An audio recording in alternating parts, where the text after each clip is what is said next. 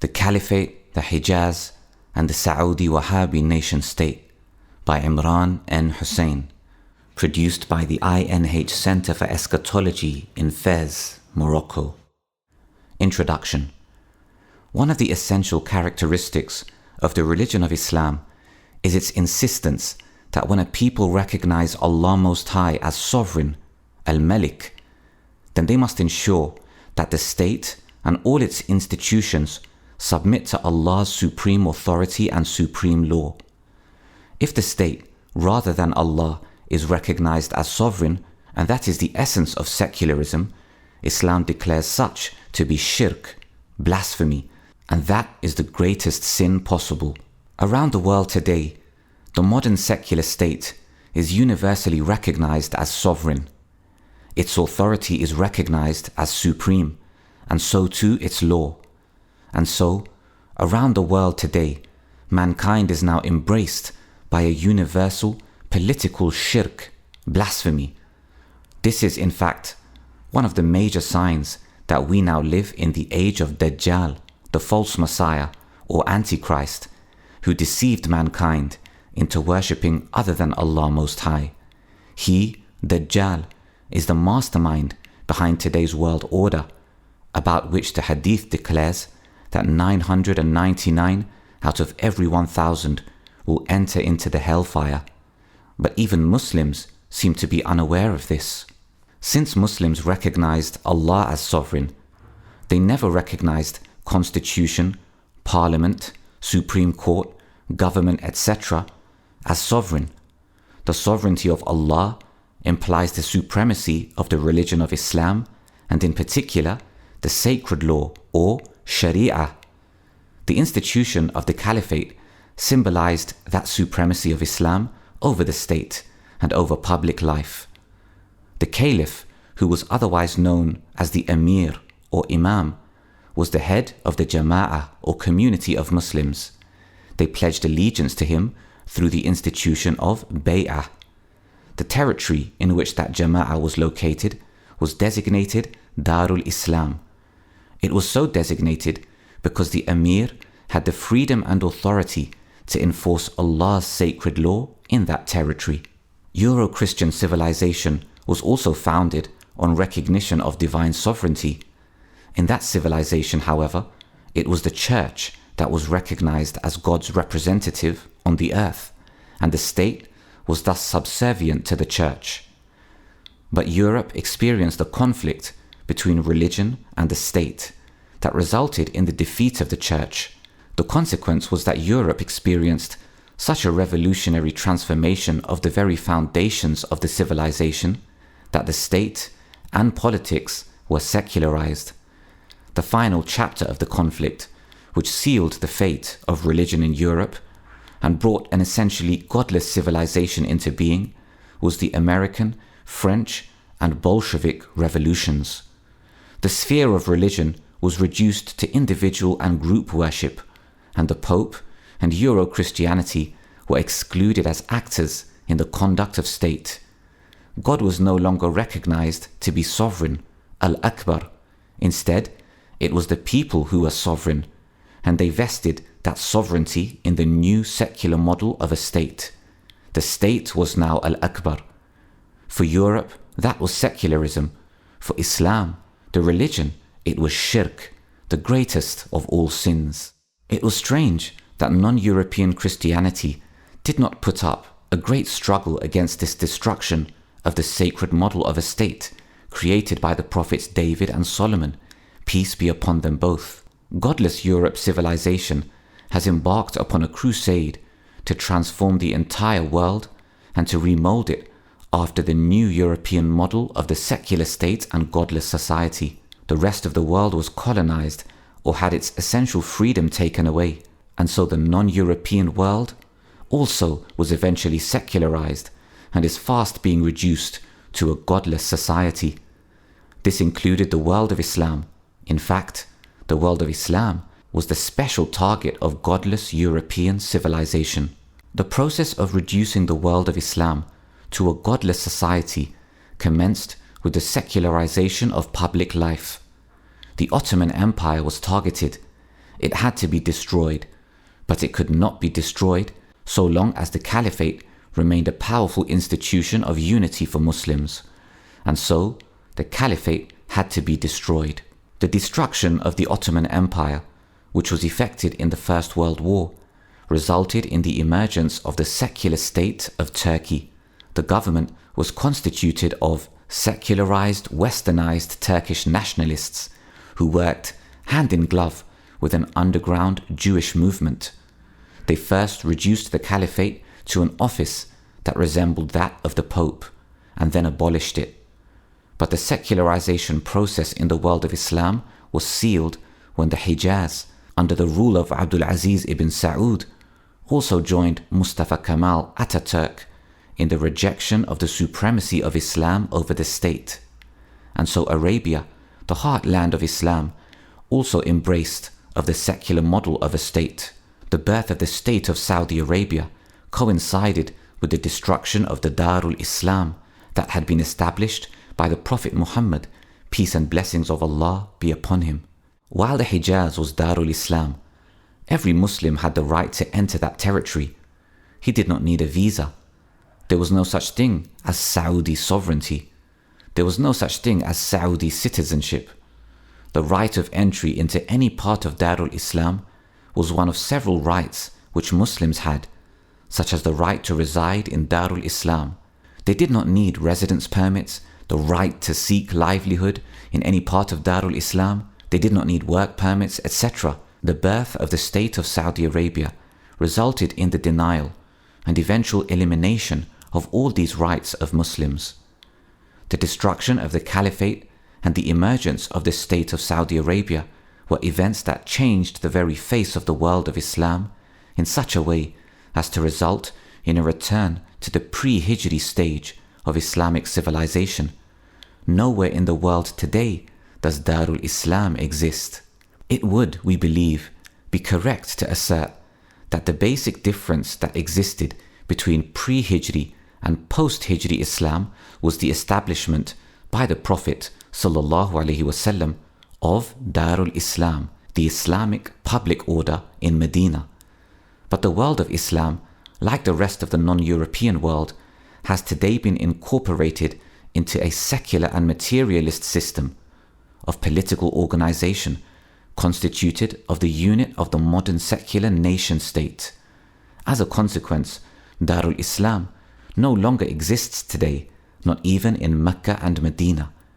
We are therefore justified in concluding that the world of Islam has in effect returned in its collective existence as an ummah to pre-Hijri Islam. Islamic civilization now appears to have entered into the post-Caliphate era of its history. And as it was in Mecca 1400 years ago, so too today, the Muslim community around the world is subjected to an all-embracing Jahiliyyah that dominates the world. That Jahiliyyah is, of course, modern, post-Christian, Western, secular and materialist Western civilization. It was perhaps with particular reference to this age that the Prophet of Islam ﷺ is reported to have said, "Whosoever dies without having witnessed during his lifetime the institution of bay'ah, the oath of allegiance by the people through which an appointment to the position of leadership over the ummah is legitimized, has certainly died a death of Jahiliyyah, i.e., a death in an age which has witnessed the return to the pre-Hijri Jahiliyyah." This hadith of the Prophet ﷺ was considered to be of such authenticity and paramount importance that it was used by Al-Azhar University to justify the call for an international Islamic Caliphate Conference in Cairo, which would respond in an appropriate way to the decision of the Turkish Grand National Assembly in March 1924 to abolish the Caliphate. The conference itself, which was held in 1926, adopted resolutions which incorporated this statement of the Prophet ﷺ and affirmed the necessity of the institution of the Caliphate and hence the Islamic public order for the world of Islam. The challenge before the Ummah today is plain and clear. It is to attempt to repeat the original movement of the Ummah and thus to travel from Mecca to Medina once again. In doing so, the Ummah will re-realize the establishment of Darul Islam, Islamic public order. If this Ummah is to ever succeed in restoring the supremacy of Islam over the state in the world of Islam, it is imperative that Muslims be aware of the history of the collapse of the Caliphate and its replacement in the heartland of Islam by the secular Saudi Wahhabi nation state. This study is of even more strategic importance because the enemy who destroyed the Caliphate now have their eyes trained on the Hajj. The Hajj has been performed uninterruptedly since it was established by the Prophet Abraham alayhi salam thousands of years ago. The Hajj continued even when Arabia had embraced idolatry. The enemies of Islam now have as one of their supreme long-term objectives the termination of the Hajj. Abu Sa'id al-Khudri has narrated a hadith of the Prophet ﷺ in which he, the Prophet, has declared that the people will continue to perform the Hajj and Umrah to the Kaaba even after the appearance of Ya'juj and Ma'juj. Shu'bah narrated, in addition, the last hour will not be established until the Hajj to the Kaaba is abandoned. Bukhari. Our study of the subject has led us to conclude that the goal of stopping the Hajj is now within the grasp of the enemies of Islam. All that is required for that goal to be achieved is that Masjid al-Aqsa be destroyed. The Jewish state of Israel can do that at any time. It is just a matter of choosing the opportune moment. The present Saudi regime has been cunningly drawn into a non-reversible position vis-à-vis the Jewish state. The destruction of Masjid al-Aqsa will result in greater opposition for the Saudis. They will not be able to control the rage that Muslims will express at the time of the Hajj, and yet, if they are seen as unable to control the Hajj, then the internal opposition within Saudi Arabia will put the Hajj to effective use in destabilizing the regime. This is the scenario that will most likely lead the Saudis to stop the Hajj in order to preserve their rule. If the world of Islam were to lose the Hajj after having lost the Caliphate, it would constitute yet another massive step back to the Jahiliyyah of pre-Hijri Mecca. Our security predicament will become just as precarious as it was in pre-Hijri Mecca. Only the strongest possible Iman will survive that terrible test. What can we do about it? The first step that must be taken in any possible counter-strategy must be to study and critically evaluate the history of that period wherein the Caliphate was lost. This is what we attempt to do in this book. Chapter 1: British Diplomacy and the Attack on the Caliphate. Allah, the All-Powerful, sent the perfected religion of Islam with the Prophet Muhammad sallallahu alaihi wasallam that it might establish its supremacy over all rivals. This required the prior submission by the Ummah to the supremacy of Islam in both the private and public life of Muslims. The office of the Caliphate, Khilafah, functioned as the ultimate symbol of Islam as a dominant force in public life. Without the Caliphate, the world of Islam would never have power. There was, however, a permanent link between the Caliphate and control over the Haramain, i.e., the sacred territories in Mecca and Medina. Anyone who could succeed in severing that link would cripple the institution of the Caliphate and eventually render the world of Islam powerless. Throughout the 1400 years of the history of the Ummah of the Prophet Muhammad sallallahu alaihi wasallam, no one has ever been successfully appointed to the Caliphate and had his appointment legitimized by the Bay'ah or oath of allegiance of the Muslims without such a person having either actual control or the capacity to exercise control over the Hejaz in general and the Haramain in particular. The office of the Caliphate and authority over the Haramain have always been inseparably linked in the religio-political consciousness of the Ummah. The inseparable link also had a foundation in the Sharia, insofar as the Hajj was an institution equally binding on all the members of the Ummah, and Hajj involved physical travel to the Hejaz. No one, therefore, could be recognized to be the supreme leader of the Muslims who did not have the authority and the means of exercising responsibility for the organization and administration of the Hajj.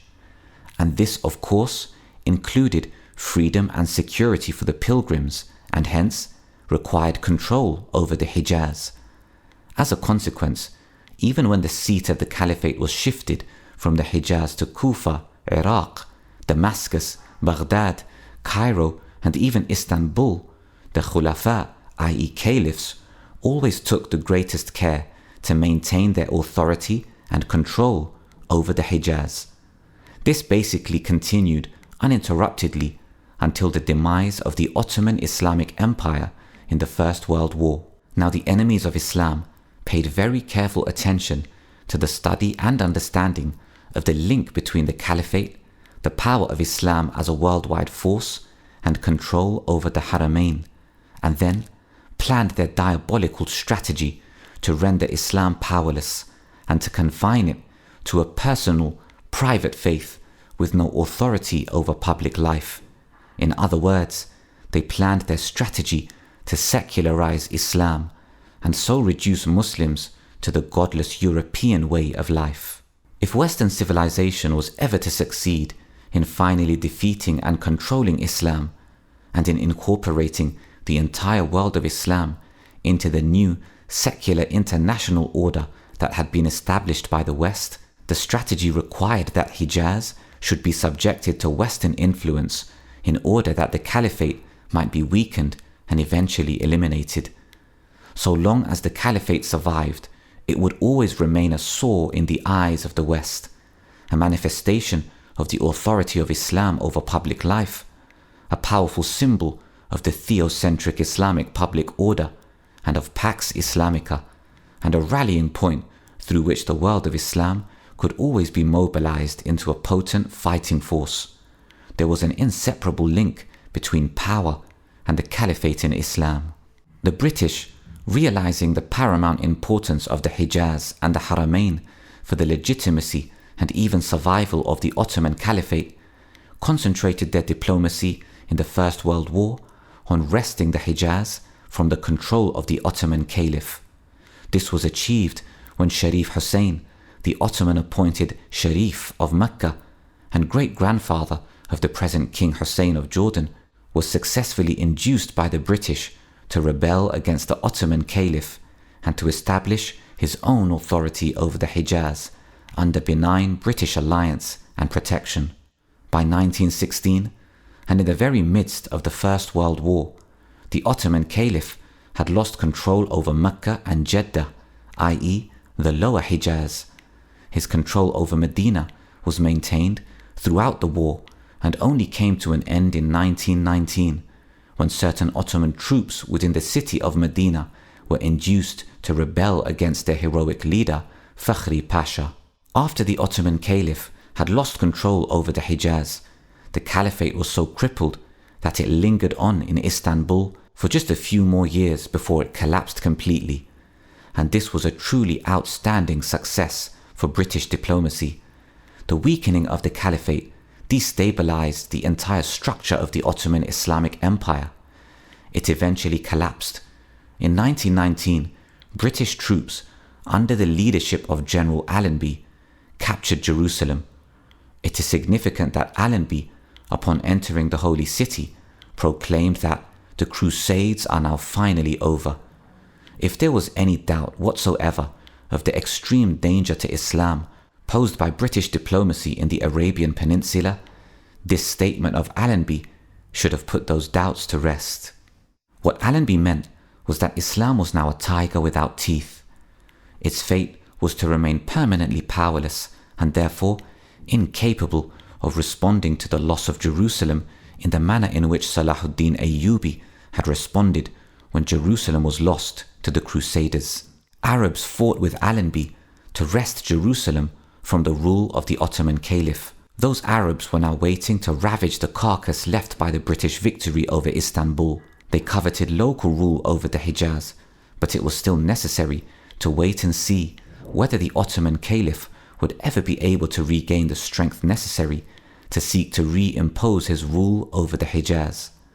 When, on March 3rd, 1924, the Ottoman Caliphate was abolished, it became clear that no such threat existed, and it was precisely on that day that the clients of Britain began their fight over the carcass left by their betrayal of the Ottoman Islamic rule. On March 7th, 1924, Sharif al-Hosein preemptively claimed the caliphate for himself. His most important credential was that he exercised de facto local control over the Hejaz. He also boasted of being Hashemite, i.e., belonging to the same clan, Banu Hashim, of the tribe of the Quraysh, to which the Prophet himself belonged.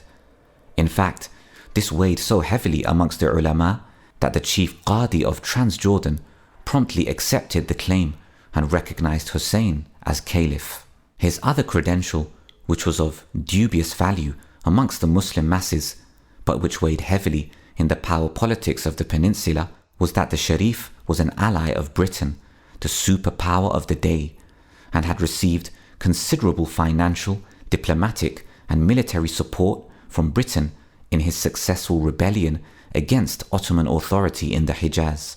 In claiming the caliphate for himself, Sharif Hosein committed the monstrous blunder of not first seeking the permission of the British to act as he did. It is the essence of the client state status that freedom is effectively curtailed. Sharif Hosein had violated the basic rule of conduct for client states. How would the British react? Now British diplomacy in Jaziratul Arab, i.e. the Arabian Peninsula, was multidimensional and yet integrated. There was first of all the objective of wresting control of the Haramain from the Caliph. This was meant to weaken his legitimacy, and thus his influence and control over the rest of the world of Islam, and so facilitate the defeat of the Ottomans in the World War. Secondly, Britain wanted a friendly regime in control of the Hejaz, so that it could better be able to manipulate the politics of the peninsula. Finally, the politics of the peninsula and the defeat of the Ottomans were strategically linked to Zionism's efforts to build a diabolical consensus with Britain in the pursuit of the creation of a Jewish national home in Palestine. And this integrated diplomacy was finally made clear with the Sykes-Picot Agreement of 1916 and the Balfour Declaration of 1917. The superpower of the day and the so-called chosen people would hence be locked in an embrace of truly momentous consequences for them and for the rest of mankind. The objective of the integrated diplomacy was to dismantle the entire Islamic public order so as to render Islam powerless to prevent Zionism from achieving its goal. Already, the Islamic institutions integrally related to the Islamic public order, Ahlul Dhimma and Al-Jizya, had been abolished in the Ottoman Islamic Empire in 1855 as a direct consequence of European pressure. But so long as the institution of the Caliphate remained, it was always possible for the Islamic public order to linger on and eventually be revived. The attack on the institution of the Caliphate was therefore a vital necessary if the ultimate Euro-Jewish goal was ever to be achieved. It was also quite clear to the British and the Zionists that a Jewish national home, the Jewish state of Israel, could not be established in Muslim Palestine and could never hope to survive so long as the world of Islam had a caliph capable of mobilizing its formidable resources and religious fervor and directing it to military ends. And so the control over the Hejaz, which was of paramount importance in the politics of the peninsula, was a matter to which British diplomacy directed supreme attention. But the claim to the caliphate by the Hashemite Sharif al-Hosein was incompatible with British diplomatic objectives because it was always possible that the claim could have succeeded. Sharif al-Hosein could then have mobilized the world of Islam to such an extent as to re-establish the Islamic public order and Pax Islamica in the symbolically powerful heartland of Islam, and so pose a threat to Britain's influence and control over large parts of Darul Islam. A revitalized world of Islam would also have made Jewish control over Palestine and Jerusalem quite impossible, and so Britain gave her blessings to the other British client in the peninsula, Abdul Aziz ibn Saud, to move against Hosein and to wrest control of the Hejaz from him. This was the perfection of the art of double-crossing and of hypocrisy. One client was used to eliminate another client. Britain had cultivated Ibn Saud's friendship and alliance during the war, and as usual had employed financial diplomacy, i.e. bribery. Ibn Saud received a monthly sum of £5,000 sterling from the British Treasury in return for his benevolent neutrality in Husein's rebellion against the Caliph, the imposition of Hashemite rule over the Hejaz, and Britain's diplomatic and military efforts in the peninsula directed against the Ottoman Islamic State. He diabolically rationalized this manifest violation of the command of Allah Most High and His Prophet by explaining away the bribe as jizya. Quran chapter 5 verse 51. But British diplomacy in respect of Ibn Saud was directed to ends of far greater strategic importance than mere benevolent neutrality in the war and the disposal of the injudicious Sharif Hussein. Ibn Saud had a far greater potential that Britain now moved to exploit, consequent on Sharif Hussein's claim to the Caliphate. The Saudi power in the Najd, which had re-emerged with the capture of Riyadh in 1902, was the product of an old alliance between a tribal chief and a religious leader of the puritanical, fanatical Wahhabi religious sect. That alliance ensured that while the descendants of the tribal chief would wield political power over territory ruled by the alliance, religious affairs would be subject to the authority of the descendants of the religious chief. As a consequence, it was inevitable that the Najdi Saudis would be under pressure from the Wahhabis to seek to force the submission of the heartland of Islam, the Hejaz, to the Wahhabi perception of the true faith. Britain was only too pleased to give the green light to Ibn Saud to move his forces against Hussein 4 days after the Hashemite had claimed the caliphate for himself. Ibn Saud was impatient to move against Hussein since, as strange as it may appear, both Jewish control over Jerusalem and Wahhabi control over Hejaz faced a similar threat. Neither could either be achieved or hope to survive if the world of Islam had a caliph. By supporting Ibn Saud, the British were now ensuring that so long as the Saudi Wahhabis ruled over the Hejaz, the caliphate could never be revived. The British further calculated that without the caliphate, the Islamic public order could not survive, and the world of Islam would then be so weakened that it could never be mobilized to prevent the creation of the Jewish state of Israel. Britain also knew that the Wahhabis themselves could never claim the caliphate, since a Wahhabi caliph would always be totally unacceptable to the overwhelming majority of Muslims the world over. And so, by withdrawing support from Hussein and supporting Ibn Saud, Britain was in fact pursuing her relentless attack on the institution of the caliphate and the theocentric Islamic public order. Within a few months, Ibn Saud was able to conquer Mecca, and Hussein fled to Jeddah.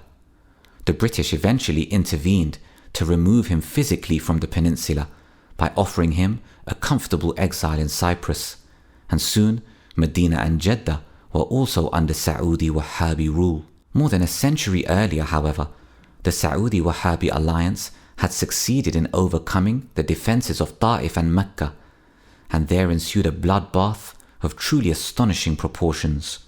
The Wahhabis, in their fanatical zeal, considered the Muslims resident in the Hejaz to be mushrikun, i.e., a people guilty of the crime of blasphemy, and as a consequence, held that it was permissible to kill them.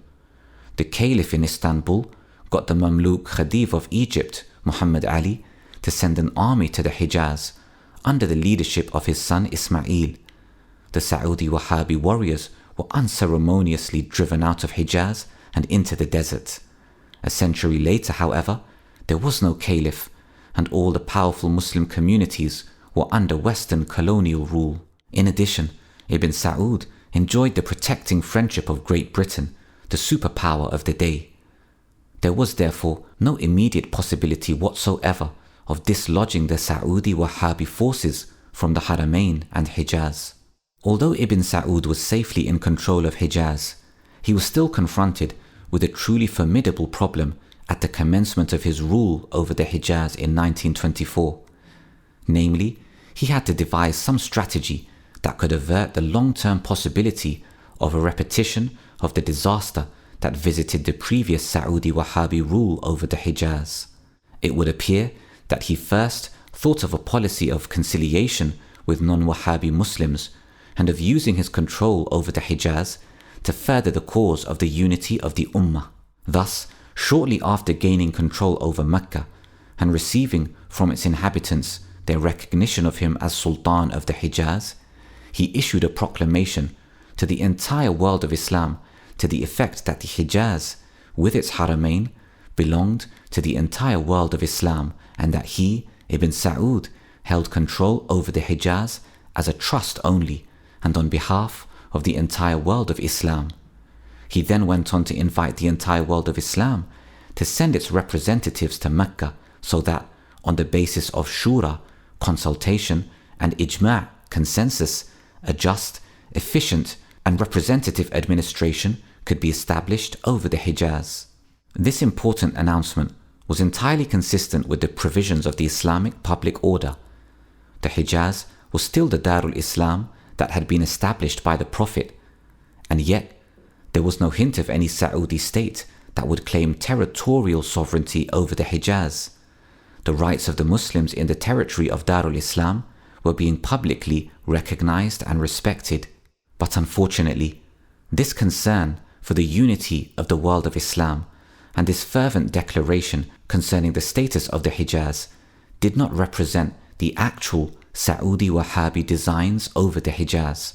It was simply a case of politics of expediency and was designed to protect the Saudi Wahhabis in the wake of a significant initiative undertaken by Al-Azhar University in Cairo shortly after the abolition of the Ottoman Caliphate. Indeed, the Al-Azhar initiative had perilous implications for Ibn Saud and the Saudi Wahhabi rule over the Hejaz. It also constituted a troublesome fly in the ointment for the victorious Zionists and British. Al-Azhar proposed to convene an international Islamic Caliphate Congress, Mu'tamar al-Khilafa, in Cairo, which would, among other things, attempt to appoint a new caliph over the world of Islam. Had the Wahhabis been genuinely devoted to Islam, they would have welcomed this Al-Azhar effort to achieve conformity with an essential requirement of the Sharia, i.e., the establishment of a genuine caliphate. The Wahhabis had long argued that the post-Rashidun caliphate was invalid because, among other things, the caliphate was not constituted in a manner that conformed with the requirements of the Sharia. Now that the invalid caliphate had been abolished and the leading center of Islamic learning was convening an international Islamic Congress to discuss the question of the caliphate and to effect the appointment of a new caliph, the Wahhabis should not only have welcomed this initiative, but should have also extended every possible cooperation and should have participated in a serious way in the Congress in order to ensure that the genuine caliphate was restored. But the Wahhabis had no such sincere devotion to Islam. Their attitude was essentially one of selective religiosity, expediency, opportunism. The Wahhabis knew that the world of Islam would never have accepted a Wahhabi caliph, and as a consequence, they found it expedient to repudiate an essential requirement of the Islamic public order. They marshaled all their energies to sabotage the Cairo Caliphate Congress. Their strategy was to organize a rival congress in Mecca at the time of the Hajj of 1926. That meant that the Mecca Congress would take place within a month of Cairo Congress, making it difficult for delegates to attend both conferences. Since the Mecca Conference was timed to coincide with the Hajj, and since it had the active support of the British, it had a clear advantage over the Cairo Conference. Secondly, they specifically excluded from the agenda of the Mecca Congress the question of the Caliphate. This transparent attempt to sabotage the Cairo Conference and to bury the Caliphate was more than ample evidence to expose the hollow credentials of the Wahhabis as so-called champions of the Sharia and of Islam. The response of the world of Islam to this rivalry, i.e., the Cairo Caliphate Congress of May-June 1926 and a rival Mecca World Muslim Congress of July 1926, is a subject that deserves serious research. How much diplomacy was involved in ensuring, for example, that the important Muslim community of India, which had supported the Ottoman Caliphate to such an extent that they had established the formidable Caliphate movement, would stay away from the Caliphate Congress of Cairo and instead attend the rival Mecca Congress, from the agenda of which the question of the Caliphate was specifically excluded. Very little research has been done on this subject. What was clear, however, was that in this rivalry, the Mecca Congress achieved a tactical victory over Cairo, a victory that had enormous implications for the very survival of the institution of the Caliphate and the orthodox Islamic public order, i.e. Darul Islam. Those who organized the Cairo Congress wished to ensure conformity with the orthodox Islamic system of political organization, but they were intellectually incapable of articulating a conception of the Islamic public order, Darul Islam, and the Islamic conception of an international order that could convince a skeptical world of Islam. Those who organized the Mecca Congress, on the other hand, were unwilling, because of vested interests, to remain faithful to the orthodox Islamic public order with its caliphate, Darul Islam, etc. Instead, they chose to accept the rival system of political organization which had emerged in modern Western civilization and which had just penetrated the very seat of the Ottoman Caliphate, namely the secular nation-state system, and they did so because it was only in the nation-state system that the Saudi Wahhabis could realistically pursue an effort to win recognition and legitimacy for their rule over the Hejaz and thus ensure the survival of the Saudi state. They camouflaged their true designs and made an elaborate attempt to dupe the world of Islam, and their success in this game of deception was amply demonstrated in the representative character of the Mecca Congress. The tactical victory of the Mecca Congress in its rivalry with the Cairo Congress played a significant role in paving the way for the rest of the world of Islam, including the very heartland of Islam, to eventually follow the example of Mustafa Kemal and his model of the secular state of Turkey. The history of the world of Islam since 1924 records, on the one hand, the evils which were continuously injected into the body of the Ummah through this alien system of political organization, and, on the other, the naive, confused, and superficial attempts of modern Islamic scholarship to reconstruct a new Islamic public order on the secular foundations of the nation-state system. What emerged from those efforts was the goal of Islamization and of establishing the Islamic State within the system of nation-states. But both of these were futile goals, for it was, and still is, impossible for them to be achieved without first dismantling some of the essential apparatus of the nation-state. Essential, that is, for its survival as a secular institution. Both Dr. Muhammad Iqbal and Maulana Abul A'la Maududi ventured into ijtihad, i.e. independent reasoning, to reconstruct an Islamic public order in post-Caliphate Islam. Their efforts resulted in the concept of the Islamic State. Unfortunately, however, the efforts for establishing the Islamic State resulted in the orthodox Islamic system of the political organization of the Ummah, or the Islamic public order, i.e. Pax Islamica and Darul Islam, being relegated to total obscurity. As a consequence, political thought in the world of Islam was gravely misdirected, and the immense confusion so created persists to the present day. Chapter 2: The Collapse of the Ottoman Caliphate and the Rise of the secular Saudi Wahhabi nation-state. The First World War and the abolition of the Ottoman Caliphate. Insofar as the Muslim world was concerned, the First World War was much more than a mere European war. It was rather a war which brought about upheavals and changes in the Muslim world which were unprecedented in its 1300 years of existence. Firstly, the greatest Muslim power and seat of the contemporary Caliphate, the Ottoman Islamic Empire, entered the war on the side of the Central Powers. While this decision is still clouded in some controversy since, up to the very last moment, the Ottoman leadership had not decided whether to enter the war or not, and if so, which side to support, there were grounds for speculating about a possible British Zionist role in the affair. The Jewish Zionist leaders had made a number of unsuccessful efforts at striking a deal with the Caliph for Jewish control over Jerusalem. They even offered to buy the Holy City. Britain had supported these Jewish Zionist efforts. Among Britain's major political and military goals in the war were the subjugation of Islam as a power in the world, the conquest of Jerusalem, and the creation in Palestine of a Jewish homeland that would constantly disrupt and police the Muslim Middle East on behalf of the West. The Ottoman leadership predictably attempted to mobilize support for its war effort from the entire Muslim world.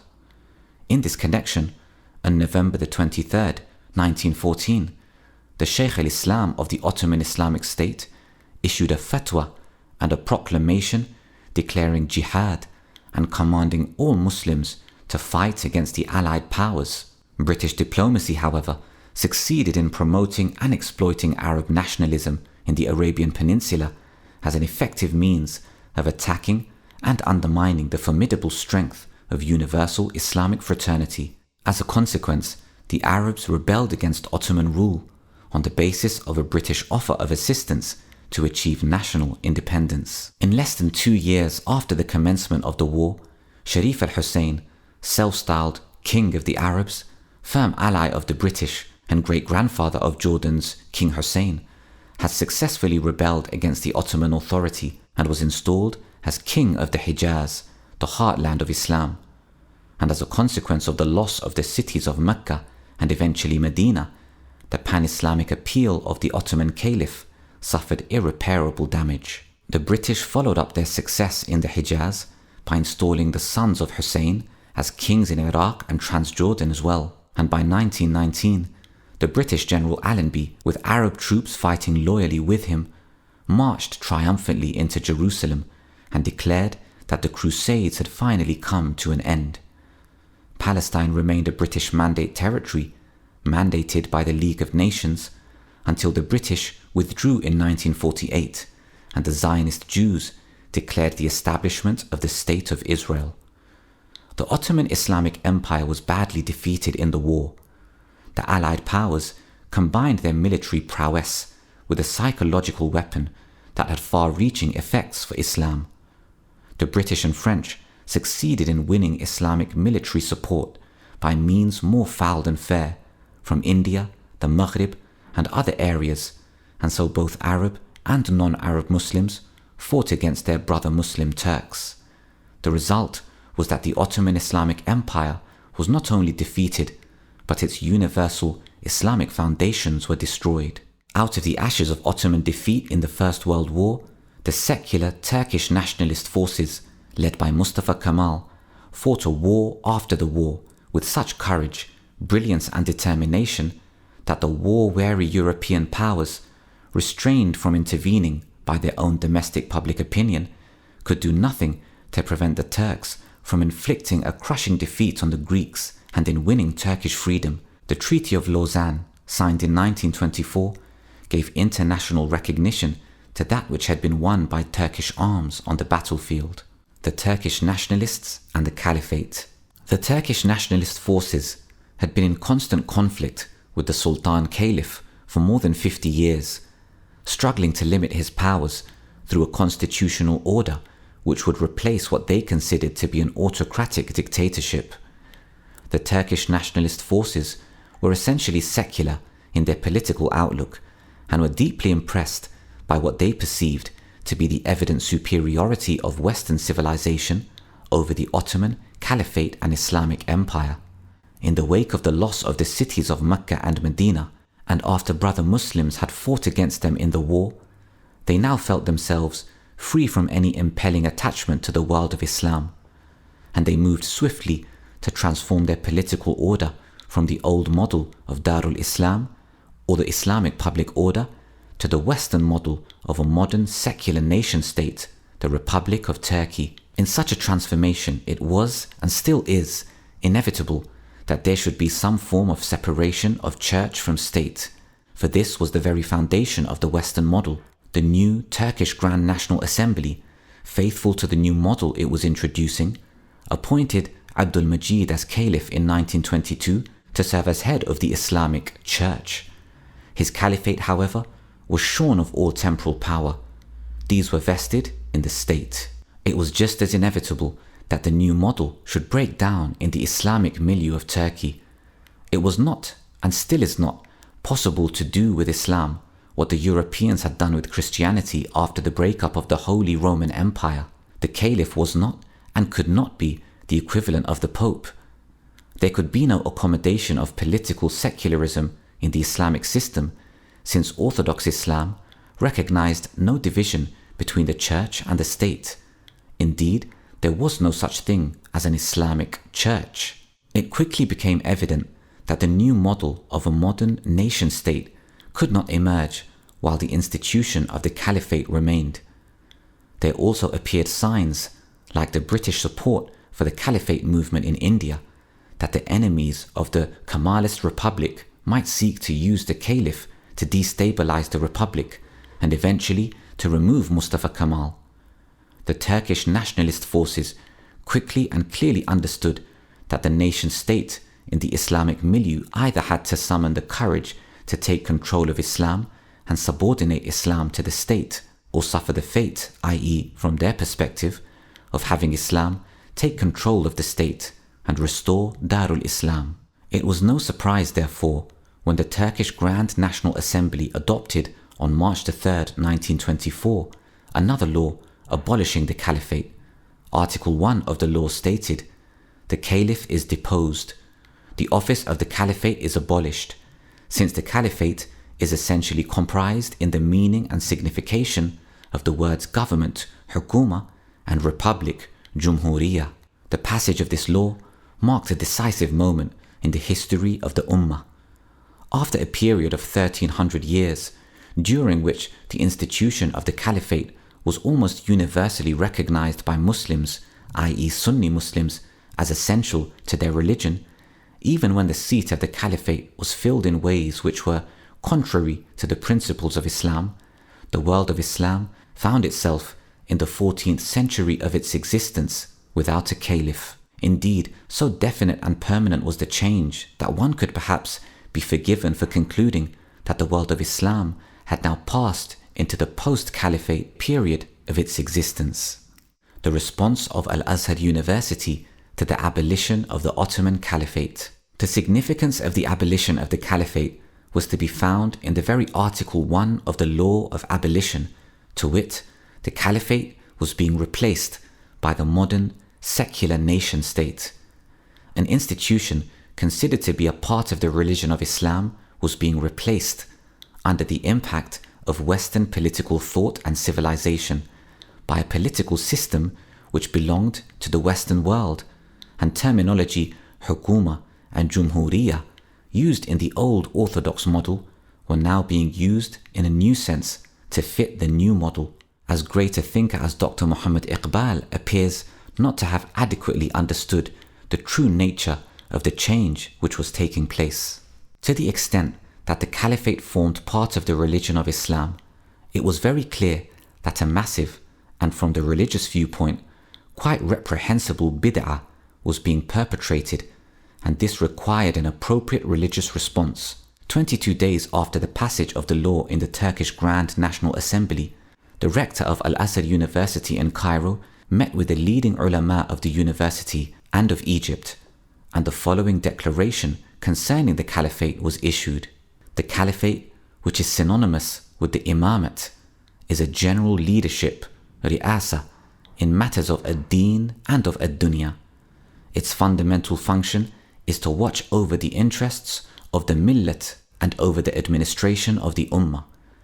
The declaration located this general leadership in the office of the imam, who was defined as the deputy of the promulgator of the religious law for the defense of the faith, for the application of its precepts, and for the administration of mundane affairs as the Sharia provides. The Imam becomes the Imam in virtue of the payment of allegiance, bay'ah, on the part of those with the power to loose and bind, Ahlul Halli wal Aqd, or else being chosen by his predecessor to succeed him. The imamate can also be acquired by conquest, in the sense that if another party masters the caliph and usurps his place, the caliph loses his office. Sometimes acquisition by conquest is reinforced by payment of allegiance or by the choice of the preceding caliph, as was the case with the majority of the caliphs of the past. Turning to the concrete situation facing them, the declaration condemned as bid'ah without precedent in Islam, first the appointment of Abdul Majid to a caliphate stripped of its temporal power, this being assumed by the Turkish Grand National Assembly, and secondly, the abolition of the caliphate. Since these bid'ah were totally incompatible with the tenets of the faith, the ulama concluded that an Islamic Congress should be convened, to which representatives of all Muslim peoples should be invited in order to consider on whose shoulders the Islamic Caliphate ought to be replaced. This then was the first serious response of the world of Islam to the abolition of the Ottoman Caliphate. But it is important to note that the proposal represented a significant departure from traditional political behavior in the orthodox model of Islam. One might even describe it as bid'ah. The Azhar ulama were proposing to use an Islamic Congress, albeit with representatives of all Muslim peoples participating, to appoint a new caliph. Not since the first half of the Muslim century of Islamic history had a caliph been elected by the people, and never in the entire history of Islam had he ever been elected by an assembly or congress representative of all the Islamic peoples. The proposal encountered such difficulties that the committee charged with planning for the Congress substituted the explosive issue of the election of a new caliph for a less controversial and more practical subject of an analysis of the situation and possible responses. What is of greatest importance, however, is that for the first time since the very earliest period of the history of Muslim polity, the idea was publicly advanced by a prestigious body of learned Muslims that the most important affairs of the Ummah could be discussed and decisions taken by an assembly or congress representative of all Muslim peoples. It is extremely difficult to determine whether this can be attributed to the influence of Western civilization, as Toynbee would have us believe.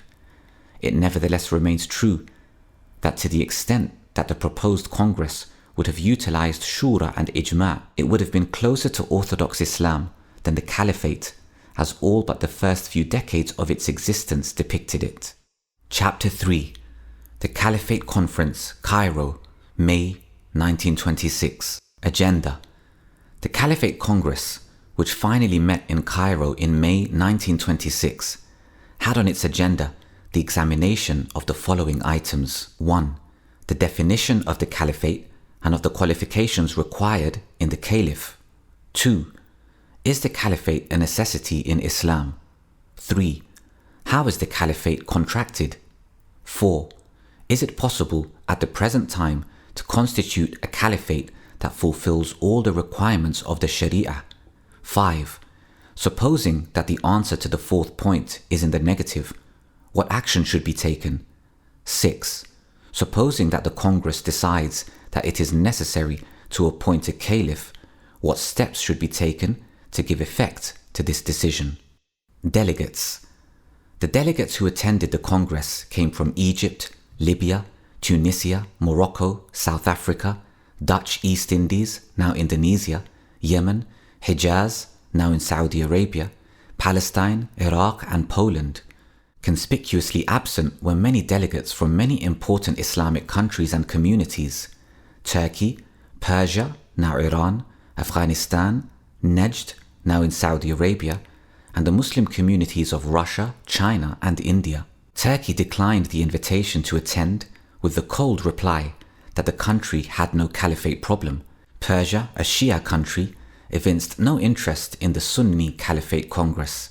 The Muslims of Russia, China and India, all minorities living in hostile environments, adopted a common attitude.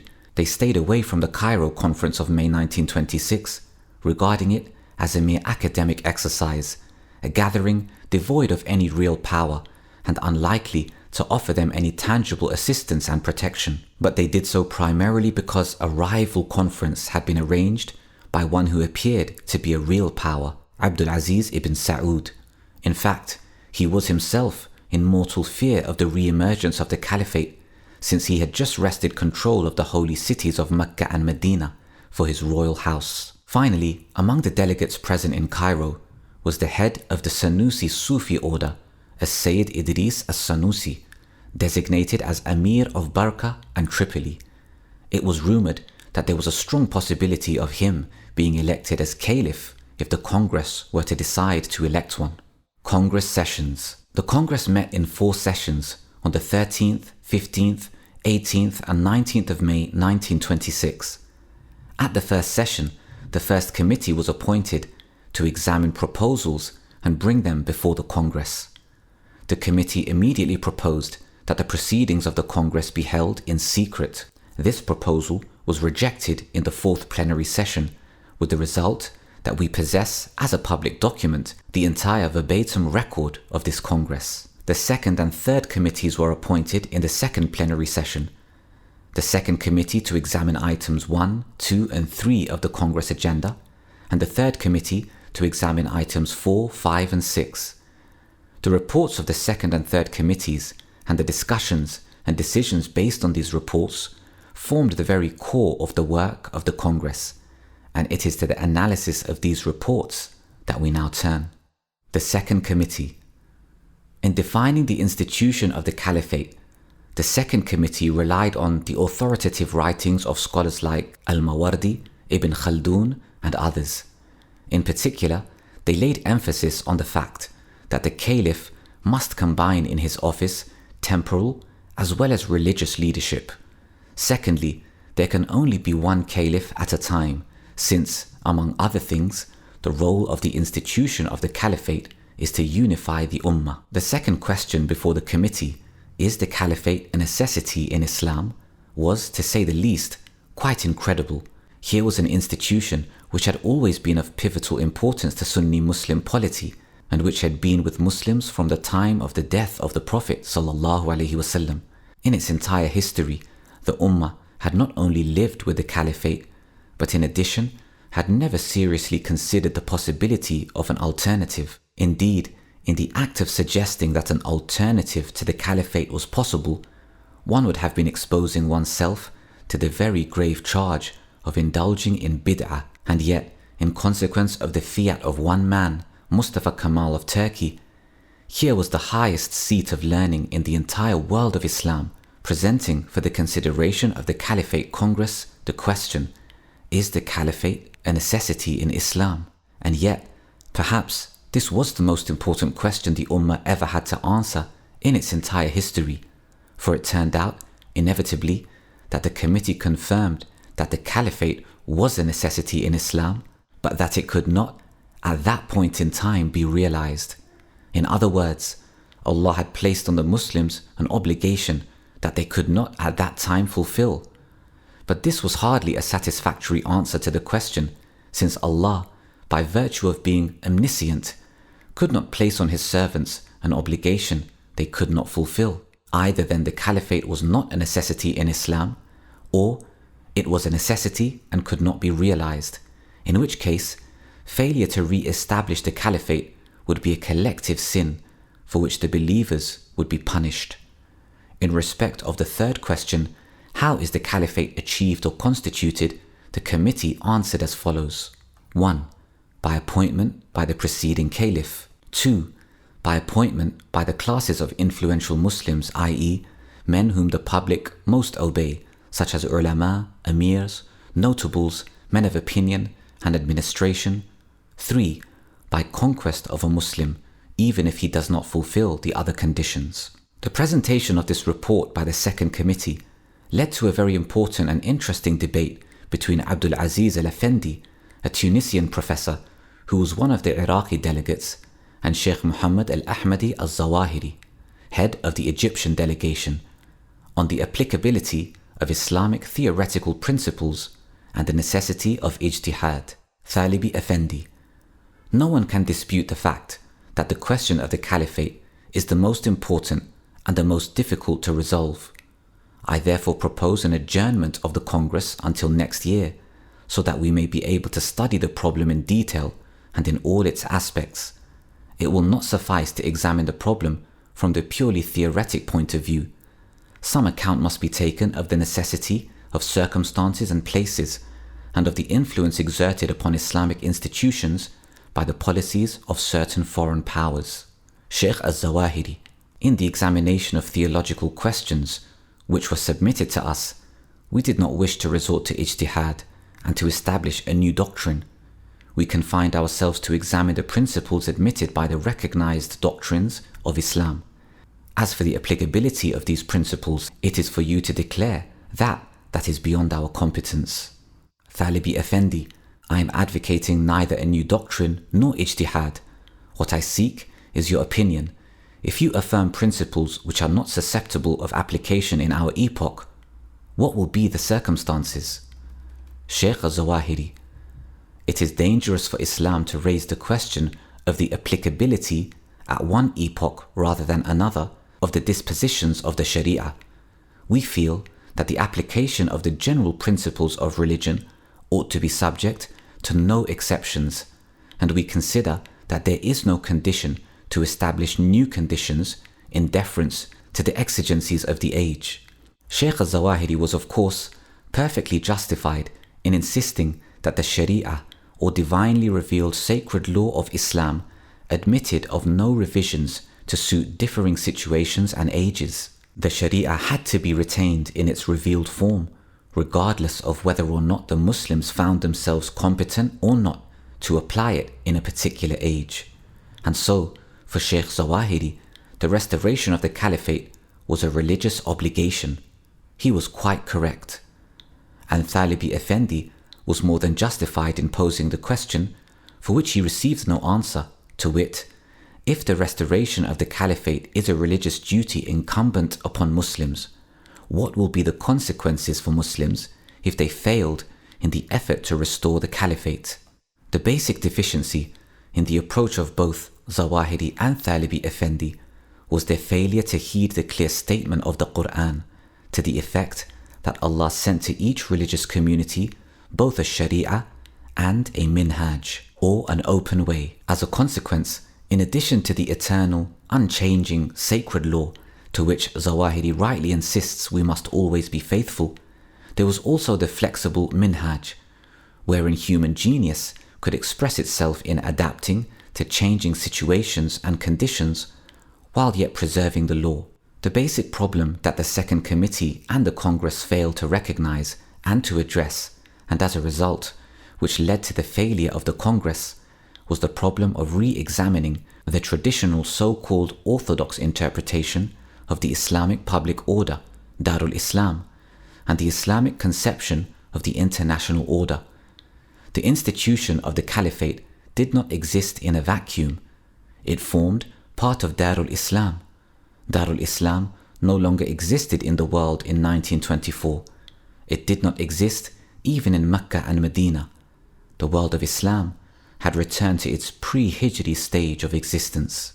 The solution to the problem would be the establishment of a multiplicity of jama'at in all parts of the world of Islam, each with its own Amir or Imam, with each Imam receiving the bay'ah from the members of the jama'ah and carefully conducting the affairs of the jama'ah to the maximum extent possible in a manner which conformed with the Sharia. Whenever the possibility arose for the Saudi Wahhabi rule over the Hejaz to be ended, and for Muslims to restore true independence to the Hejaz, it would then be possible for Darul Islam to be restored. There would then be an Amir over Darul Islam, and every other Amir over every other Jama'ah in the world would have to give the bay'ah to the Amir of Darul Islam. It was the command of the Prophet ﷺ that if there were two persons claiming to be Amir over the Jama'ah of the Muslims at one and the same time, i.e. in Darul Islam, then the second of the two should be killed. It is of crucial importance to note that the verse of the Quran, O you who believe, obey Allah and obey the Messenger of Allah and obey those in lawfully constituted authority from amongst you, Surah An-Nisa, chapter 4, verse 59, did not command obedience of he, i.e. a single person, who was in authority. It rather required obedience of those in authority. The Quran thus explicitly recognized the possibility of a temporary plurality of leadership in the Ummah, so long as there was no Darul Islam.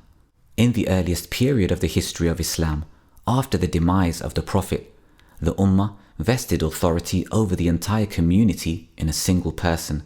This was, and still is, indispensable for the consolidation of the Islamic polity.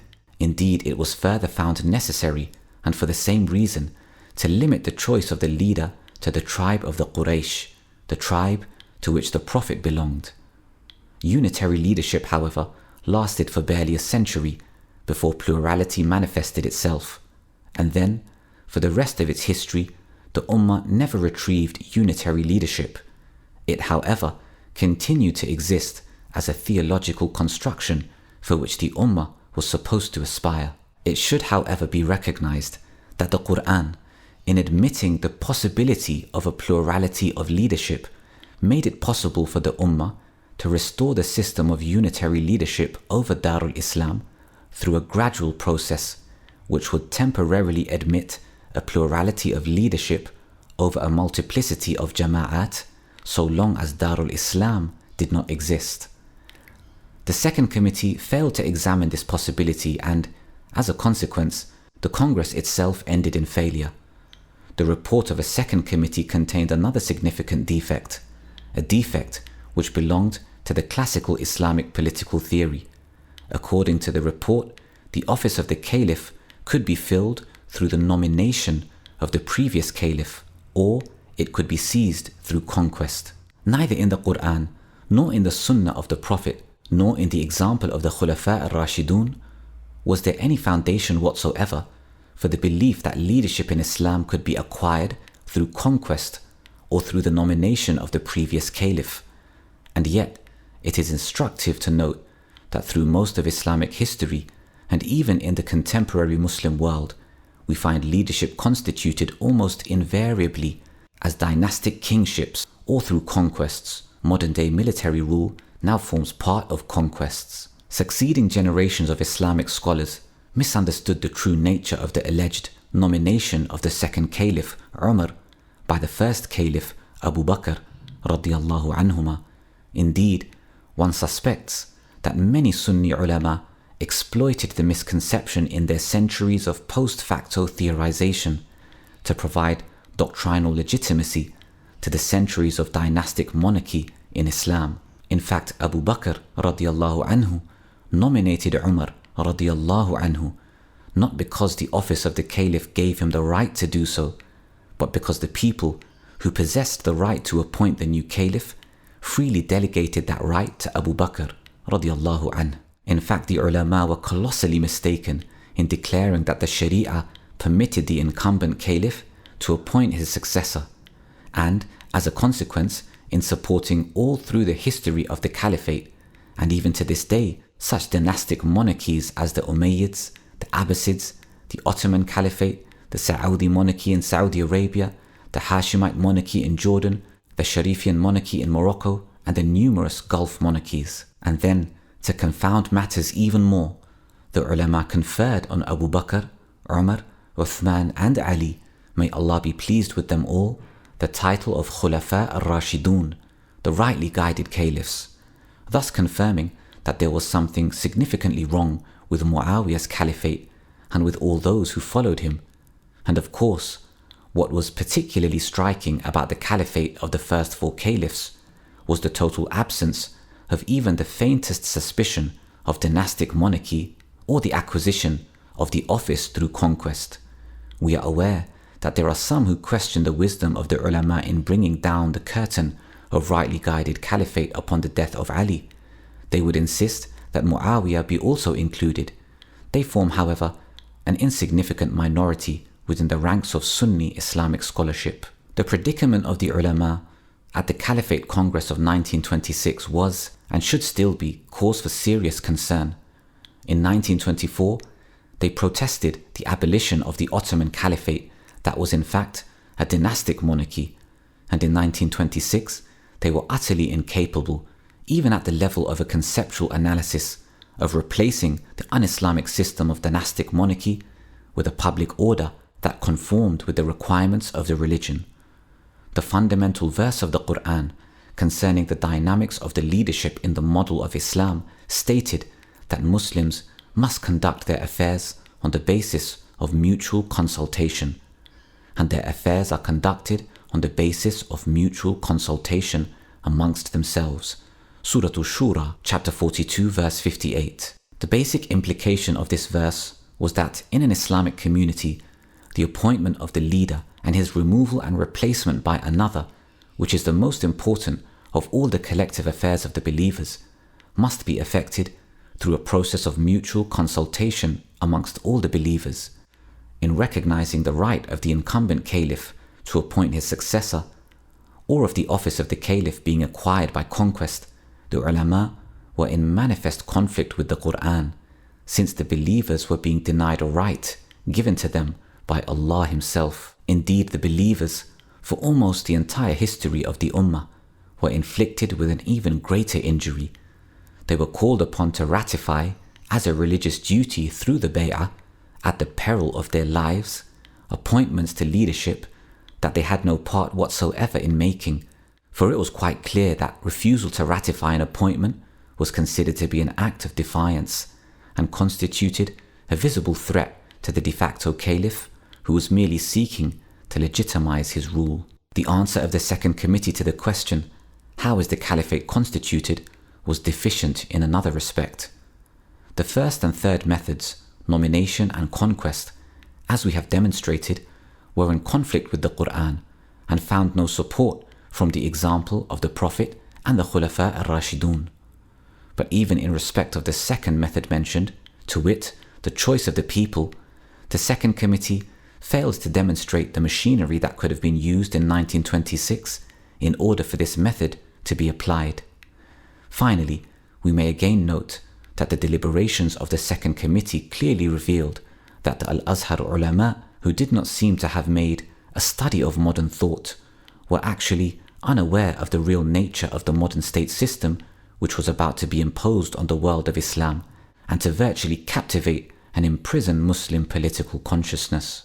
The third committee was far more forthright and realistic in its deliberations and courageously concluded in its report to the effect that the caliphate is incapable of being realized at the present time in view of the situation in which Muslims find themselves. The reasons for this were, in the first place, there does not yet exist a body of authorized persons legally entitled to make the payment of allegiance, bay'ah. The third committee was here confessing that the classical machinery, Ahlul Halli wal Aqd, supposed to be used in determining the choice of the people, was inoperable in 1926. It would have been more honest if it had also recalled that this machinery had never, in fact, properly operated in Islamic history. It was, however, honest enough to confess that the caliphate, in accordance with Islamic law, in the true sense of the term, existed only in early Islam. The committee noted that the Congress had attempted to gather in Cairo the representatives of all the Islamic peoples and to consider the possibility of entrusting to them the task of electing a new caliph. The committee pointed out, however, that the Congress was not representative of all the world of Islam, since many important sections of the world Muslim community did not send representatives. Implicit in this statement, we should note, was the implication that if the Congress could have attracted representatives from all the Islamic peoples, it could have elected a caliph. This, despite the fact that such an election would have been the very first of its kind in the entire history of Islam. But perhaps the most interesting of all the reasons advanced by the third committee to explain the impossibility of realizing the caliphate at that particular time was the fact that a caliph, if appointed, would not be able to fulfill his basic obligation of exercising effective control over Darul Islam. Many parts of Darul Islam were under foreign control, and those few which were free and independent have been possessed by a nationalist agitation, which prevents one group from accepting the leadership of another, not to speak of permitting it to interfere in its public affairs. The committee did not seem to be even vaguely conscious of the fact that the political concept of Darul Islam was itself under mortal attack from Western secular political thought, and was on the verge of passing into oblivion. What was even more interesting was the fact that parts of the Muslim world that were under foreign occupation should be termed Darul Islam. By virtue of being under foreign control, they no longer formed part of Darul Islam, because the very definition of Darul Islam required that it be territory wherein the supreme authority of Allah prevailed over the believers. Secondly, if a single caliph could not exercise effective control over the rest of the free Muslim world, this certainly was not something new in Islam, and it did not prevent the caliphate from so functioning for more than 1300 years.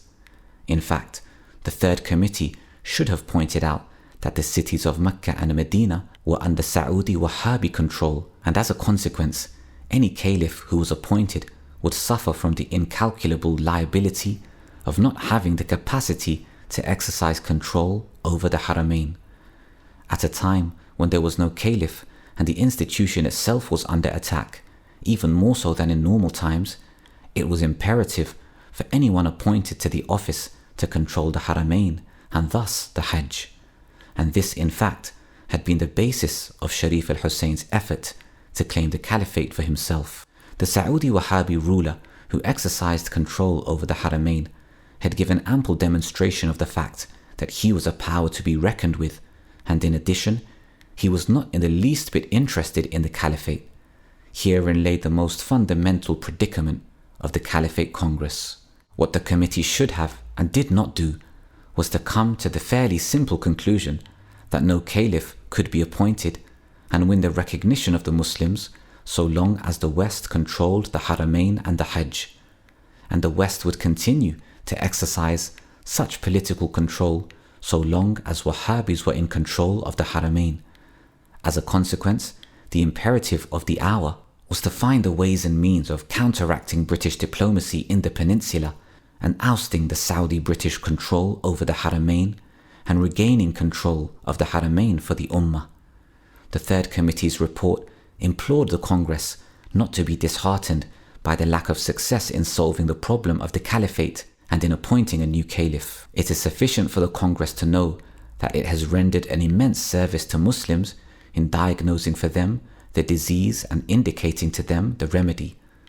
This remedy was the recommendation that the Islamic peoples should organize in concert in several Islamic countries successive congresses which will give them the opportunity of periodic exchanges of views until they succeed in solving the question of the Caliphate in conformity with Islamic interests. Congress resolutions. The Congress was dismayed by the pessimism of the Third Committee's report. Indeed, Sheikh al-Zawahiri dubbed it the funeral oration of Islam. The delegates who had earlier opened the Congress to the public and the press now decided that one passage of the report should be withheld from the press. Sheikh Zawahiri, who had led the opposition to the Third Committee's report, submitted a draft resolution which was adopted by the Congress. The resolution affirmed that the Caliphate was capable of being realized. Another Congress should be convened in which all the Islamic peoples would be adequately represented, and that Congress would take the measures necessary for establishing the Caliphate, fulfilling all the conditions prescribed in the Sharia. In short, such a Congress would elect a new Caliph. On this optimistic note, the Congress ended. The Third Committee, overruled by the Congress, found their misgivings eventually vindicated, since the proposed Congress, which was supposed to elect a new Caliph, was never held. The world of Islam was in fact entering into the post-Caliphate period of its existence, and the basic cause for this was Saudi Wahhabi rule over the Hejaz and the Haramain, and the eventual establishment of the Saudi Wahhabi nation-state of Saudi Arabia as a client state of the godless West. By the time the dust had settled over the Al-Azhar initiative in responding to the abolition of the Ottoman Caliphate, it was clear that hostile British and Zionist Jewish strategy had resulted in a remarkable achievement, to wit, post-Caliphate Islam. Chapter 4: The fraudulent Saudi Wahhabi alternative to the Caliphate. The World Muslim Congress, Mecca, June-July 1926. The World Muslim Congress, which was held in Mecca in July 1926, had its genesis in the impact of the abolition of the Ottoman Caliphate on the Arabian Peninsula, Jaziratul Arab, and in particular on the House of Saud, which had newly established its rule over Arabia. Abdul Aziz ibn Saud had recaptured the Najd after his storybook initial capture of Riyadh in 1902, but in building the political raison d'etre for the rule of the House of Saud on the religious foundation of the Wahhabi movement, it was inevitable that a Wahhabi Najd should challenge the Hejaz whenever the opportunity arose in order to force the submission of the heartland of Islam to the Wahhabi perception of the true faith. That opportunity arose when Sharif al-Hosein, the Ottoman-appointed Sharif of Mecca, acting in concert with the strategy of the Allied powers in the First World War, seized the Hejaz from the Ottoman Turks in 1916 and imposed over it the rule of the Hashemite house of Hosein. In doing so, he prohibited the Wahhabis from performing the Hajj. Apart from the theological conflicts with the Wahhabis that he used to justify the ban, he was also conscious of the fact that Wahhabi Najd constituted the most potent threat to his rule over the Hejaz. Both Hosein and Ibn Saud entered into alliances with the British during the war, and as a consequence, Ibn Saud could not attempt to take the Hejaz while the war lasted. Even after the conclusion of the war, wisdom dictated that he should wait to see what steps the Caliph in Istanbul would take to regain control of the Hejaz. It was only when the Caliphate was abolished that the time had at last come when he could march against Hosein.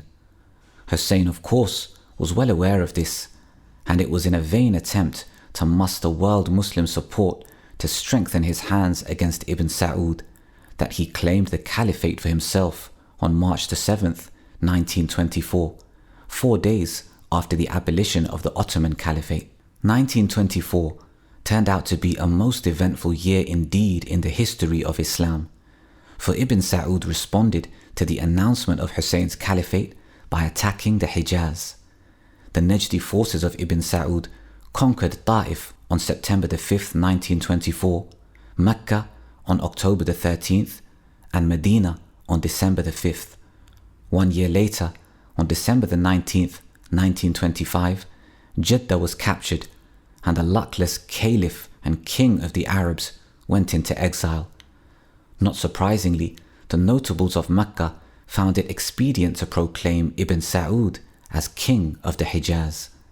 Jaziratul Arab, which was now united under Saudi Wahhabi rule, almost immediately began to assert its claim to leadership of the Ummah, and in the process, it provided an alternative route to Muslim unity other than that of the Caliphate, to wit, the route of intranational Islamic solidarity within a system of sovereign Islamic nation-states. The Saudi Wahhabi rulers of the Hejaz were well aware that the world of Islam would never have accepted Wahhabi leadership, and hence a Saudi Wahhabi Caliphate was impossible. On the other hand, if the Muslims of the world got together and appointed a Caliph, that would have been a matter fraught with grave danger indeed for the Saudi Wahhabi rule over the Hejaz. It could have resulted in a repetition of the catastrophic experience of more than a century earlier, when the Wahhabis were driven out of the Hejaz by an army sent from Egypt. As a consequence of the impending threat posed by the Caliphate Congress convened in Cairo in May 1926, the Saudis began the search for an alternative political institution and forum to the Caliphate. They found it in the system of Islamic nation-states and international Islamic interstate cooperation and solidarity. The foundations for the new order had already, and quite conveniently so for the Saudi Wahhabis, been laid with the establishment by Mustafa Kemal of the Republic of Turkey in the very seat of the Caliphate. It mattered nothing to them that the system of nation-states, which was the political creation of the new secular West, and which constituted the very foundation of the new secular model of society, was in manifest conflict with the Islamic public order provisions of the Sharia. What was important to them was the fact that the system of Islamic nation-states would place the Saudi Wahhabi rule over the Hejaz in a virtually impregnable position. The Wahhabi state that had raised the greatest objections to bid'ah, i.e. innovation in religion, was now itself proposing the greatest of all bid'ah in the history of the Ummah. The Saudi Wahhabi strategy was, therefore, to organize a rival congress to the Caliphate Congress of May 1926. They named their congress Mu'tamar al-Alam al-Islami, World Muslim Congress, and convened it in Mecca in July 1926 on the occasion of the Hajj. Because of the mode of transport available in 1926, it would have been very difficult for delegates to attend both conferences. The Saudis were therefore making a calculated and cunning political initiative that would force the Muslim world to choose to attend one or the other of the two conferences. The very purpose of the Saudi-sponsored Congress was to lay the classical Islamic public order to rest and usher in the new system of Islamic nation-states. Within the framework of the new international Islamic order, the Saudi Wahhabis would seek recognition of their rule over the Hejaz. The travaux préparatoires of the Congress reveals, however, that the Saudi leader cunningly projected himself to all the invites as a champion of Islam, and he promised to restore authentic Islam to Jaziratul Arab. The Wahhabis, as we noted earlier, were aware that the world of Islam would never accept a Wahhabi caliph, but long before this, Abdul Wahhab had himself been influenced by the views of that acute thinker of Islam, Imam Ibn Taymiyyah. Their position was that the genuine caliphate, because it was not rightly constituted, functioned as an instrument for disunity in the Ummah. As such, the caliphate could not be the symbol and the foundation of Muslim unity. This role must be given to the Sharia. It seemed natural, therefore, that the Wahhabi Najd and Hejaz should remain aloof from the Caliphate Congress of Cairo. And because of the strategic position they occupied in respect of their newly won control over the heartland of Islam, it was predictable that the Saudi Wahhabi leadership would seek to seize the opportunity provided by the abolition of the Ottoman Caliphate and the defeat of the short-lived Sharifian Caliphate to lead the Ummah along a new approach to unity. The fact that the date fixed by Ibn Saud for the World Muslim Congress was June-July 1926, 1 month after the Cairo Caliphate Congress, was clearly meant to demonstrate that it was being organized as an alternative to the Caliphate Congress. There was yet another reason for the decision to convene a World Muslim Congress in Mecca. Ibn Saud wanted international Islamic recognition of his authority over the Holy Land. This was a matter of vital importance to the Wahhabis, since there were significant religious differences between them and the rest of the world of Islam. Not least of these was the fact that the Wahhabis followed the Hanbali school of Islamic law and were a tiny minority in a world of Islam dominated by followers of the Hanafi, Shafi'i and Maliki schools of law. When in the 18th century the Wahhabis won a short-lived control over the Holy Land, they perpetrated, in their fanatical zeal, a tremendous bloodbath. There was widespread anger and revulsion in the world of Islam, and an Egyptian army that was sent to the Hejaz defeated them and drove them out into the wilderness. The second time around, therefore, the Wahhabis wanted to ensure that the world of Islam would recognize their rule over the Holy Land. This was the second primary objective for which the World Muslim Congress was convened. The delegates to the Congress.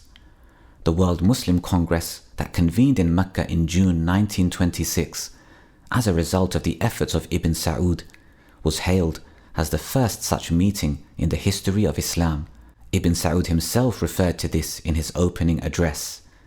In respect of its form and its objective, your meeting is without doubt the first of its kind in the annals of Islam. From the very beginning, it was intended to be a permanent organization.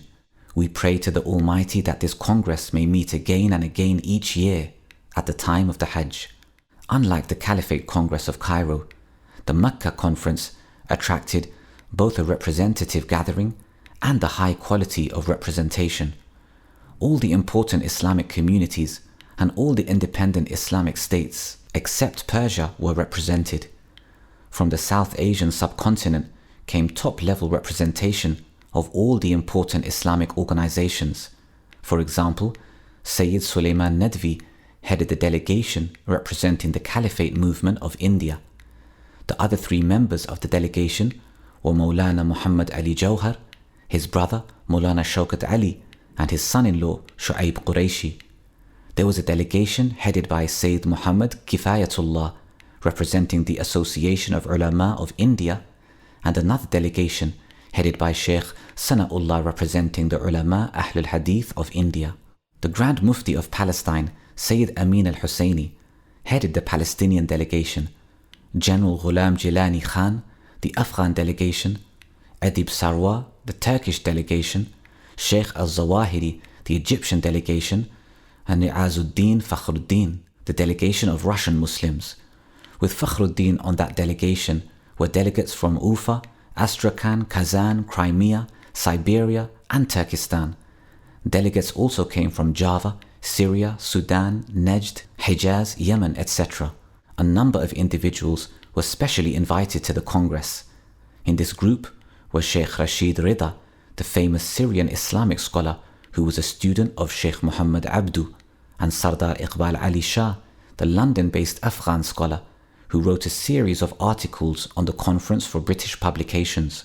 The significant absentees from the conference were Persia, China, the Sanusi of Libya, and the rest of the Maghrib. The composition of the Cairo and the Mecca conferences differed in another important respect. Whereas in Cairo, no delegation was recognized as being official and all delegates participated in their individual capacities, this was not so at Mecca. To this latter conference, the Islamic countries and communities sent official delegations, and in doing so, demonstrated a preference for the Mecca Forum and for the new approach to unity. And herein lies a simple yet fundamental explanation for the organization of the contemporary world of Islam as a system of nation-states, to wit, the Muslim masses uncritically opted for it because of two reasons: because of the dismal objective situation then facing the Muslim world, and because the ulama could not effectively articulate the foundations of the Islamic public order, Darul Islam, and the Islamic conception of an international order within which Darul Islam was located. The King and the Congress.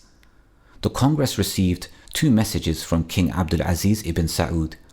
In the first, the opening address of the Congress, the king made reference to the sorry history of the Hejaz, ending with the despotism of Hosein who, among his other sins, placed the Hejaz under foreign, non-Muslim influence. This being prohibited by the Prophet, a justification was therefore presented for the Najdi conquest of the Hejaz. As a result of that conquest, the king was pleased to point out there was now security in the Hejaz. The Congress was invited to hold its sessions in that atmosphere of security and of total liberty. The only constraints on the conference were the restraints of the Islamic law and of not meddling in international politics nor in the differences which separate certain Muslim peoples from their governments. And yet Ibn Saud was less than honest in his opening statement, since he was just as guilty as was Hosein in aiding and abetting the penetration of British influence in the peninsula. Two things stand out in the king's address. Firstly, the Wahhabi leadership was showing its best possible face in order to court the support of the Congress, thus the security and total liberty promised.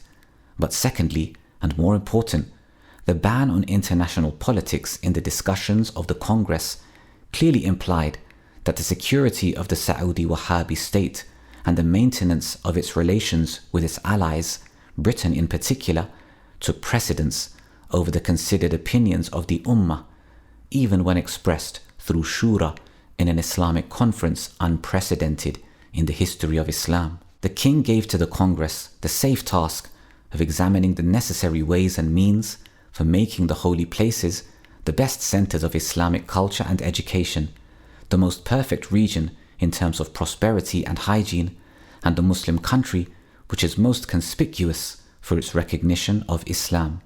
It was very clear from this address that the king was attempting to foist on the Congress an artificial division between religion and politics, and a new theory to the effect that the proper subject matter for the consideration of Islamic congresses was the subject matter of religion and religious affairs. And this was a bid'ah of truly reprehensible nature, since it was in such manifest conflict with the Quranic guidance, the Sunnah of the Prophet, and the very foundations of the Islamic legacy.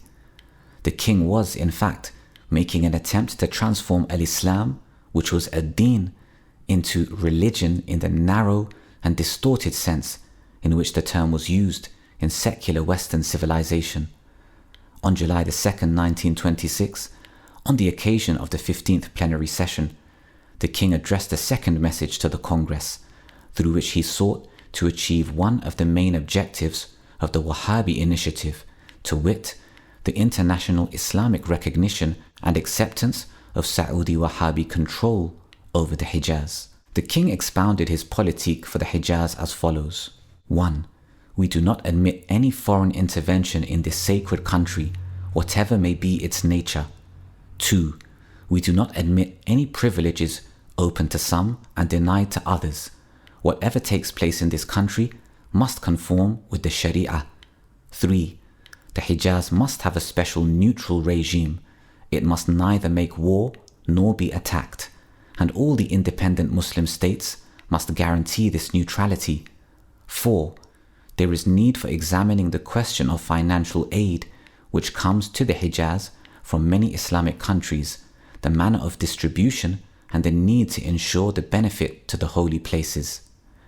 What the king was attempting to do in this address was nothing less than propounding a new Islamic political theory.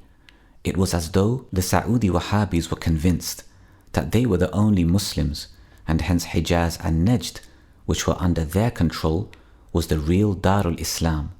Thus, all territories outside of Hejaz and Najd, or modern Saudi Arabia, were foreign. And when the king spoke about the need to prevent any foreign intervention in the Hejaz, he was referring specifically to the kind of intervention that had ousted the Wahhabis from the Hejaz more than a century earlier. In referring to the whole of the world of Islam as foreign, the king was quite close to committing an act of kufr. The second point made was, of course, quite admirable, i.e. a non-discriminatory application of the injunctions of the Sharia. But the second point was incompatible with the first. The world of Islam was being accorded the status of foreigners who naturally would not be eligible to all the privileges open to the Saudi Wahhabis. Foreigners, for example, would need a visa in order to enter the Hejaz, even for performing the Hajj. The Saudi Wahhabis would not require a visa since they were citizens of the newborn state of Saudi Arabia, and so the Hejaz belonged to them. Non-Saudi Muslims could now be imprisoned if they extended their stay in Hejaz after the expiry of their visas, for they were now foreigners, and the Hejaz, which was no longer Darul Islam, did not belong to them. Saudi Wahhabis could stay in the Hejaz as long as they wished, since the Hejaz now belonged to them. The king had in fact dismantled the Darul Islam, which had been established by the Prophet himself and by his companions in the Hejaz, had dispossessed the world of Islam of its very heartland, had insulted the Muslims, and was destined to get away with that audacious behavior for more than 6 decades. The third point made in the king's address was quite remarkable. There could be no doubt at all that it was a manifest statement of bid'ah. Neither in the Quran nor in the Sunnah of the Prophet, nor in the entire Islamic legacy is there any concept of the neutrality of the Hejaz. Indeed, the statement that the Hejaz must not make war amounted to taking the very heartland of Islam out of jihad, and was thus in manifest conflict with explicit commands of the Quran. Here again the king was walking the path of kufr. In respect of the request of the king that all independent Islamic states should recognize the neutrality of his regime, it was clear that this was a scarcely disguised attempt to win recognition from the world of Islam of Saudi Wahhabi rule over the Hejaz. The conference responded to the address of the king by making free but intelligent use of the freedom that the king offered. Delegates spoke freely and candidly, and as a perusal of the verbatim report of the conference reveals, nothing appears to have been stage managed by the regime. Indeed, on occasions, the delegates of the Hejaz found themselves outvoted. By and large, the conference stayed within the limitations imposed on it of not meddling in international politics. As such, the Caliphate question was never discussed. This was a major triumph for the new approach to Muslim unity. The conference did, however, enter into politics in approving a resolution demanding the return of Man and Aqaba to Hijazi control since the British annexation of these territories to Transjordan, over which Britain was the mandate power, violated what Rashid Rida claimed to be the command of the Prophet that the Arabian Peninsula must remain free of all non-Islamic influence. When Ibn Saud himself brought international politics into the Congress with the exposition of his Politique for the Hejaz, the Congress debated the issue at length and then displayed its wisdom, integrity, and faithfulness to authentic Islam by denying the king the recognition he was seeking. The Congress decided to simply note the statement of the king, and this was perhaps the single most important decision taken by a representative body of the Ummah over the last 60 years. It was a bitter blow indeed for Ibn Saud, and the result was that the Congress remained dormant for the next 20 years and was never again to meet in Mecca, where it was agreed it would be meeting annually at the time of the Hajj. On another volatile issue, however, the Congress found it prudent to yield to the wishes of their host. Ibn Saud had drawn to the attention of the Congress, in his capacity as one of the Muslim heads of state, that although all Muslims were free to worship in the Holy Land according to the rights of their respective legal schools, the Wahhabi administration would not tolerate any behavior that was in conflict with the Sharia. This issue provoked one of the most heated discussions in the Congress. Sheikh al-Zawahiri saved the day by presenting a compromise draft resolution that confined itself to demanding freedom of rights, but did not enter into the controversial area of the repair of tombs of companions of the Prophet that had been destroyed by the Wahhabis, etc. The issue had struck at the heart of Wahhabis, and although it had not been allowed to develop into a crisis, the delegates exercising the greatest prudence in not pressing Ibn Saud too hard, all the same, the Indian delegates left with bitter feelings. This in part explains why the Congress did not meet again in Mecca, as had been agreed upon. In fact, it was the Indian Muslim leader, Maulana Shaukat Ali, who played the leading role in organizing the third major Islamic conference in 1931, after the two conferences in 1926, and he had no hesitation whatsoever in bypassing Mecca and agreeing upon Jerusalem as its venue. Some of the most beneficial work of the Mecca Congress concerned the improvement of conditions for the Hajj, transportation, in particular the Hejaz Railway, medical facilities, availability of food and water, protection from exploitation, etc. These were matters that affected pilgrims every year, and on these matters the Congress deliberated at length and adopted many useful resolutions. Chapter 5. The Old World of Islam, a Last Attempt at Revival.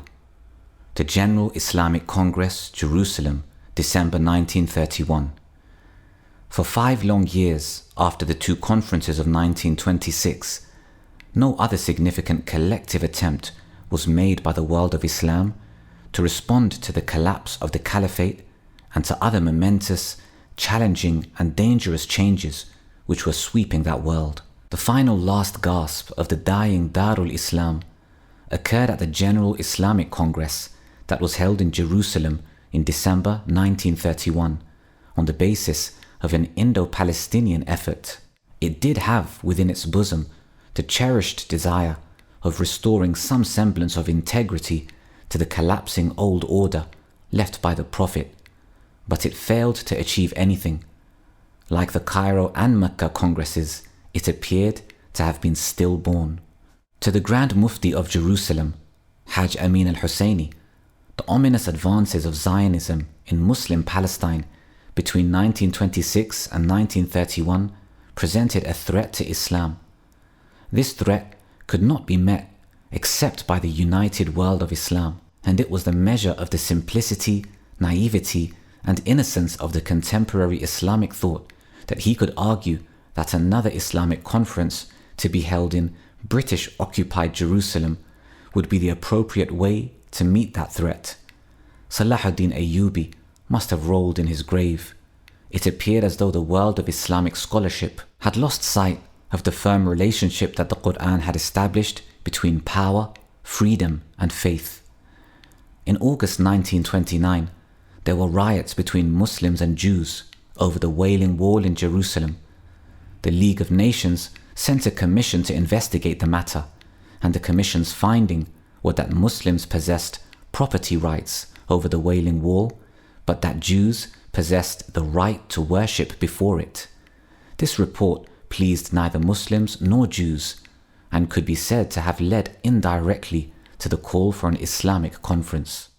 In early 1931, on the occasion of the burial within the precincts of the Haram al-Sharif, Jerusalem, of the Indian Muslim leader Maulana Muhammad Ali Jauhar, agreement was reached between his brother Maulana Shaukat Ali and Haj Amin al-Husseini on the need to convene a conference. A few months later, in June 1931, the report of the Wailing Wall Commission was made public, and the Supreme Muslim Council of Palestine then made the public call for the conference. The formal announcement on agreement to convene the conference and the decision on the date for the conference was made on September the 4th, 1931 by Maulana Shaukat Ali in an address after the midday prayer in Masjid al-Aqsa, Jerusalem. The Indian Muslims can now be said to have attained a position of unique and extraordinary importance and leadership in the world of Islam. The date and venue. The General Islamic Congress was held in Jerusalem from the 6th to the 16th of December 1931. This corresponds to the 27th of Rajab to the 7th of Sha'ban in the Islamic calendar. We may note in passing that the reference to the Islamic calendar is significant, as was the choice of the Masjid al-Aqsa as the venue for the opening session of the Congress on the 27th of Rajab. Now, whereas the Caliphate Congress took place in a nominally independent Egypt, which was within the British sphere of influence, and the World Muslim Congress was convened in a nominally independent Hejaz, which was also firmly within the British sphere of influence, the Aqsa Islamic Congress was to take place in territory which was under direct British mandate rule. Jerusalem did not have much as a fig leaf to cover its status as occupied territory. Some would even argue that occupied territory would have the status of Darul Harb. It must have been a most extraordinary spectacle indeed for the world of Islam to gather in a World Islamic Congress within occupied territory to seek to restore the public law dimension of the Sharia. In this respect, the General Islamic Congress of Jerusalem was unique and unprecedented in the entire history of Islam. In fact, this revealed the pathetic state to which the world of Islam had been reduced. The British government was probably most surprised of all with this development. Insofar as the British were concerned, the world of Islam would be putting its impotence on public display. A gleeful British government simply restricted itself to having its High Commissioner warn Haj Amin al-Husseini that the government would not allow the convening of a congress at which questions might be raised affecting the internal and external affairs of friendly powers. The Zionist press, on the other hand, reacted with great apprehension to the call for the Congress, accusing the British government of allowing the Congress because she really wanted the conference. Nay, she provoked it in order to satisfy the Muslims of Palestine and India and to counteract the Zionist movement. One also had to take into consideration the very strong feeling voiced by many that the Congress would attempt to reinstate Abdul Majid as Caliph with his seat in Jerusalem. Such a move could have a destabilizing effect on the Angora, now Ankara, regime, and the Caliph in Jerusalem, subject to British authority, would also be something which Great Britain would welcome and could exploit to tremendous advantage. Delegates. The Congress did take place in an atmosphere fairly free of restrictions, and apart from the expulsion of the Egyptian Abdurrahman Azzam on account of his severe criticism of Italian policy in Libya, the British authorities in Palestine did not interfere in any way with the Congress, nor did they place any restrictions on attendance.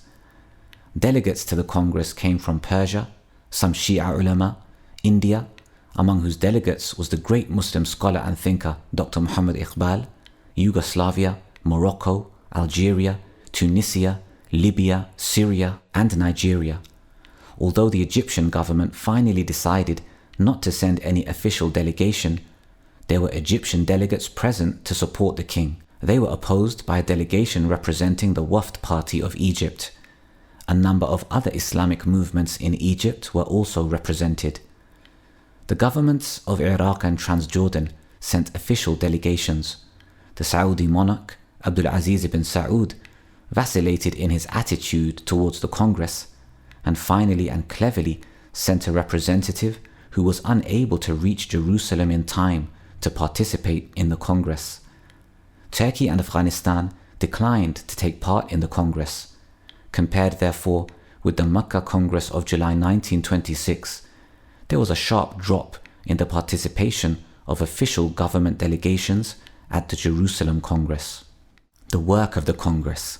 After the formal opening of the Congress in the Masjid al-Aqsa, after the sunset prayers on December the 6th, 27th of Rajab, 8 committees were formed to study and report on the following matters: the state of the Congress, Congress propaganda and publications, finance and organization, Muslim culture and the proposed Islamic University of Al-Aqsa, the Hejaz Railway, the holy places and the Wailing Wall, Islamic propaganda and guidance.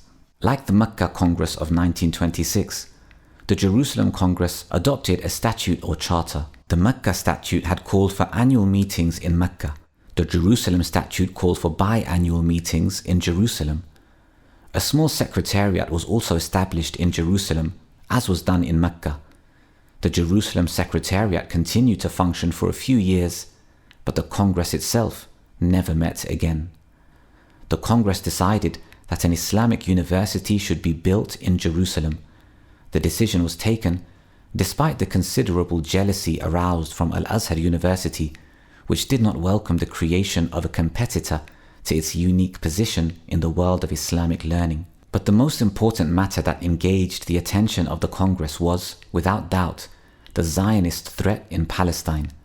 The attitude and approach of the conference to the volatile subject was remarkably broad-minded and objective. The president of the Jewish Agency, Mr. Sokolow, was invited to attend the Congress for the purpose of explaining the Zionist point of view.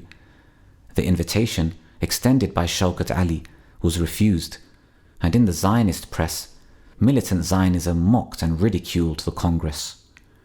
There was another section of Zionists, more peaceful than the first group, who had set up the Hebrew University. These Zionists spoke with more dignity about the Congress, although they too criticized Britain just as strongly as the other Zionists for having permitted the Congress to discuss British policy in Palestine. But the old Orthodox Jews in Jerusalem, who lived and worked quite apart from the Zionists, greeted the Congress at the beginning and wished it all success. They stated that the Jews did not want the holy places and had no right to them, but they entreated the Congress not to oppose the old Jewish custom of praying at the Wailing Wall. The Congress did just that. It rejected the League of Nations Wailing Wall Commission's report, which confirmed Muslim ownership of the Wailing Wall, but upheld the right of the Jews to pray at the wall. In doing so, the Congress alienated the Orthodox Jews and weakened their hands, i.e. the Orthodox Jews, in their struggle against the Zionists. The Congress protested to the League of Nations the encroachment of rights and reminded the League of the assistance given by the Arabs to the Allies in the First World War. The Congress warned that mandate did not mean the subjugation of the Arabs and the usurpation of their rights.